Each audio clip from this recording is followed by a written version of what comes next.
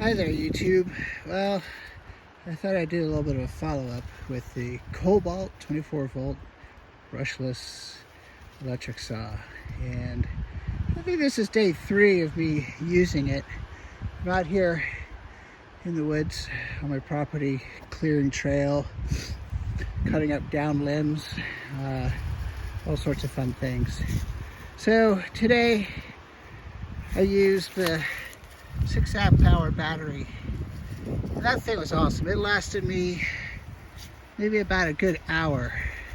And that's kind of like cutting brush, cutting limbs, put the saw down, move it around, pick it up, cut, so maybe about half that time you're kind of running it.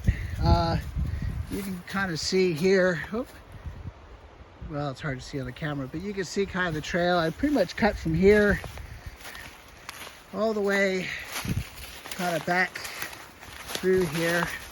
One of the things I kind of noticed with it that was really nice actually was when you got a good fresh battery in there, you get enough chain speed to where you can even start to kind of clear some of the ground clutter through it. Here's like another pile of wood, that I cut. You can see this big pile of brush. This is all the brush I cut today. There's another pile of wood all the way back into here. This took me 1.6 amp hour, 1.4 amp hour battery to do all this work. And I'm tired. So, how did it perform on day 3? Well, I think I need to sharpen my chain, that's for sure. But, I really like the saw. It's a tool that's great. It's light enough to where I can reach overhead to cut a limb. It's light enough to where I can get it into tight spots, which getting through a lot of that tight brush was really key. But I kept having same problems. Basically, my chain tension would kind of keep coming loose. I'm not sure if this is good or bad, but the tension really, I'll loosen that, I'll tighten it up, and I guess it does it. But I think today I had the chain bind up on me at least 2 or 3, well, no, more like 5 or 6 times, where I had to stop, take it apart, put it back together. And this time, I'm getting a lot better at using it. But what do I think kind of causes that? Well, I don't know if it's this plastic assembly. You can even see here, this is starting to get kind of buttered up from it. One of the nice things about Lowe's is if I need to take this thing back, I think I can. And I don't know if I would do something different. I think I'll look around. I like the size. I really like the batteries.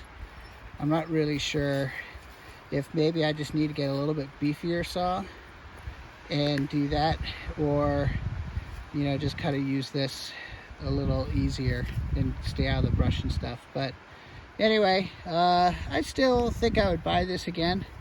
Again, maybe I wouldn't use it quite so much for as heavy as stuff I'm doing.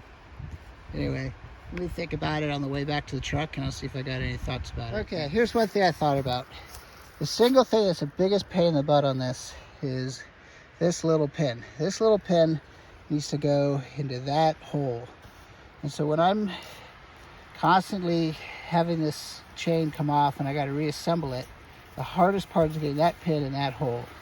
I wish there was a faster way to do it, because I have to sit here and constantly change this adjustment to get it to line up and then put it back into place. And I think I spend maybe a minute for each time I have to do it in order to be able to get this thing back together. Single hardest thing about it. Okay, one final thought. So I thought I'd run it just to let you see. This is a fairly full 4-amp battery. And you can see here, here's the chain speed. Now notice how it takes like a half second to get up to speed? Now I have to admit, that's not as fast as a gasoline, but that's pretty good. You know, you just have to kind of know and anticipate it when you're working. Get the thing up to speed before you kind of start cutting into it. Let me know in the comments if there's anything else you want to know about this saw. I think I'm ready to maybe get like one of those pole saws, and I can kind of limb out the upper parts of this. But anyway, thanks a lot.